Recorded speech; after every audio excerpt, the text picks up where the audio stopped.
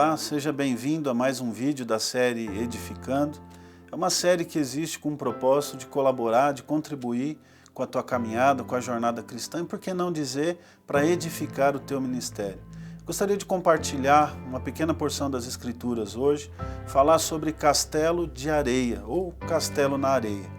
E como referência eu queria ler com você agora o capítulo 7 de Mateus, a partir do versículo 24. Acompanha comigo. Todo aquele, pois, que escuta estas minhas palavras e as pratica, assemelhá-lo-ei ao homem prudente que edificou a sua casa sobre a rocha. E desceu a chuva, e correram rios, e assopraram ventos, e combateram aquela casa, e não caiu, porque estava edificada sobre a rocha. E aquele que ouve estas minhas palavras e as não cumpre, compará-lo-ei ao homem insensato que edificou a sua casa sobre a areia. E desceu a chuva, e correram rios, e assopraram ventos, e combateram aquela casa, e caiu, e foi grande a sua queda. E aconteceu que, concluindo Jesus este discurso, a multidão se admirou da sua doutrina, porquanto os ensinava com autoridade, e não como os escribas. Essa parábola que Jesus conta neste dia, ela fecha uma série de ensinamentos que ficaram conhecidos como o Sermão do Monte ou o Sermão da Montanha. É um trecho das Escrituras muito emblemático para nós cristãos, porque revela de maneira explícita a vontade de Deus para aqueles que têm se tornado, através de Cristo, os seus filhos. Jesus, através destes ensinos, ele ressignifica muitos aspectos, ou todos os aspectos das leis que Israel estava acostumado a seguir. Jesus, na verdade, aprofunda o entendimento dessas leis e revela, através deste código de ética e deste código moral, dessa maneira de viver que ele expressa através destes 3 capítulos, o que de fato a lei significava. Ora, eu sei que a Bíblia nos ensina que Jesus começou uma boa obra em nós e garante que Ele mesmo é quem vai concluir esta obra.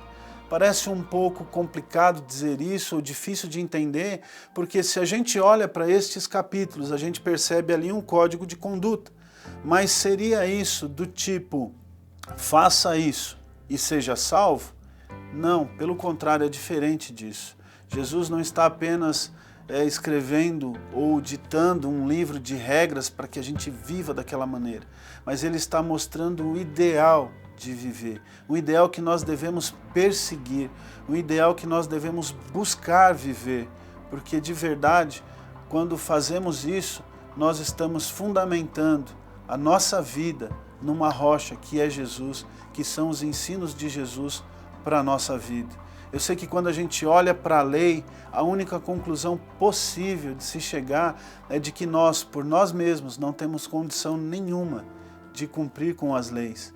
E é aí que o Espírito Santo começa a trabalhar em nós e nos leva a olhar para Cristo como quem diz, Senhor, eu não consigo cumprir um ponto sequer destas leis e eu preciso de Ti. E quando nós estamos em Cristo, quando nós chegamos a Cristo, então Ele começa essa boa obra em nós, mas nos leva até o Sermão da Montanha, não como quem diz, faça e seja salvo, mas como quem diz, filho, este é o teu ideal. Então eu preciso olhar para o ideal de Cristo e comparar com a minha realidade. Eu sei que isso cria uma certa tensão entre o ideal e o real, mas quando eu olho para esse ideal e chego à conclusão de que sozinho eu não consigo, eu preciso de Cristo, então o Espírito Santo me leva até Cristo.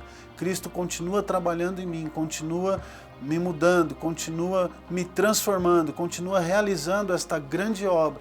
E aí ele me leva de novo para esse ideal, como quem tem que vencer de glória em glória, pela obra de Cristo na nossa vida.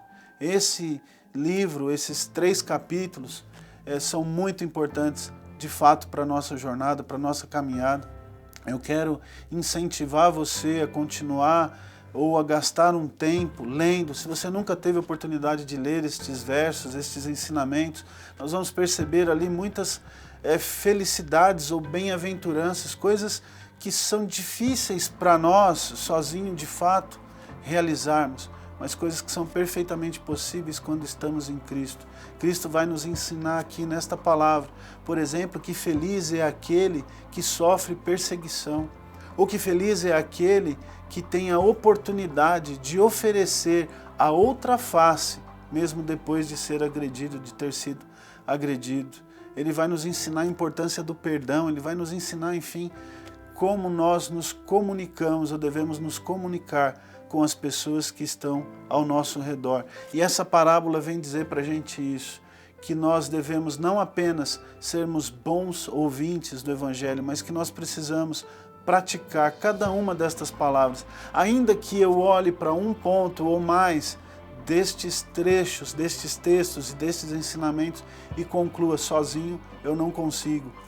Então, por uma ação de Cristo na minha vida, através do Espírito Santo, eu vou sendo transformado e vou alinhando a minha vida, eu vou alinhando a minha realidade com esse ideal de Jesus sobre a minha vida. Quando nós olhamos para essa parábola de Mateus, no capítulo 7, versículo 24, nós vemos ali alguns elementos. Nós vemos, por exemplo, casa.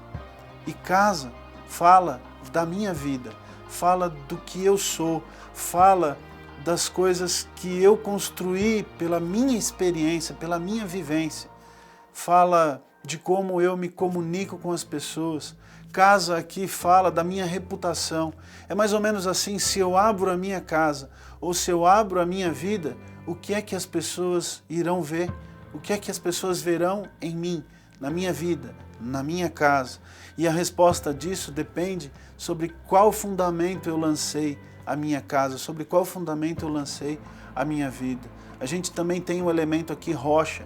Isso fala de um fundamento sólido, fala de algo que não é inconstante, mas de algo que é sustentável. Rocha fala de Cristo, fala da palavra. É nisto que eu tenho que fundamentar a minha casa. É aqui que eu tenho que fundamentar a minha vida. É aqui que eu tenho que lançar as bases de toda essa obra que Jesus se propõe a fazer na minha vida. Agora também a gente vê a areia. A areia fala de fundamento falso, inconstante, insuficiente.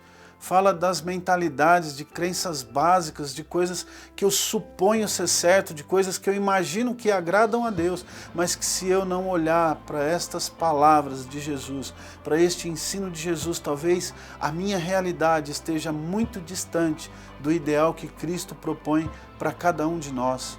Como eu tenho construído a minha vida, como eu me relaciono com pessoas, é na base do que eu acho ser certo. Como é que eu reajo, por exemplo, quando alguém me agride? Quando eu reajo, por exemplo, quando alguém fala coisas que não são verdades ao meu respeito? Como eu reajo para aquelas críticas que não têm o propósito de construir, mas de destruir? Como é que eu reajo quando alguém quer levar minha capa?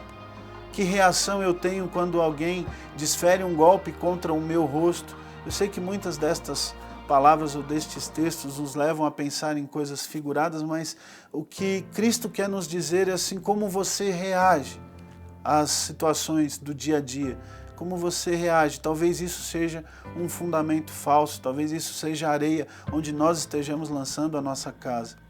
E esta parábola também fala de clima, fala de vento, fala de chuva, e isso aponta para situações, para circunstâncias. Veja, a vida humana, a experiência humana, ela é marcada por momentos bons, mas ela também é marcada por momentos que não são tão bons, não são tão favoráveis. Como é que eu reajo a isso? A vida pode ser uma experiência incrível e maravilhosa, mas ela também pode ter aflições. E Jesus não nos enganou. Ele até disse que neste mundo nós teríamos sim aflições, mas que seria necessário manter o bom ânimo, crendo que assim como ele venceu o mundo, pela ação dele em nossa vida, nós também vamos vencer o mundo. Então, vai vir a chuva, vai vir o vento, os rios vão passar, e onde é que nós estamos fundamentando a nossa vida? Então eu gostaria de desafiar você, acho que a palavra é essa, desafiar você, a nos próximos dias gastar de verdade um tempo com estes ensinos de Jesus, porque é algo que eu estou fazendo, lendo, meditando, buscando ouvir, buscando transformar a minha realidade nesse ideal de conduta, nesse ideal de ética, nesse ideal de moral ensinados por Jesus e tão significantes para a nossa vida. Aqui ele ressignificou a lei e elevou o nosso nível de comprometimento a um outro patamar. Por aqui, a nossa vida será transformada e nós vamos poder ser Cristo na vida de outras pessoas, porque este é o propósito por qual nós temos sido chamados. Então, Deus abençoe você, você possa se sentir motivado a investir tempo mesmo neste estudo e que você possa ter grandes descobertas e agradáveis surpresas enquanto mergulha neste pequeno trecho das Escrituras. Deus abençoe.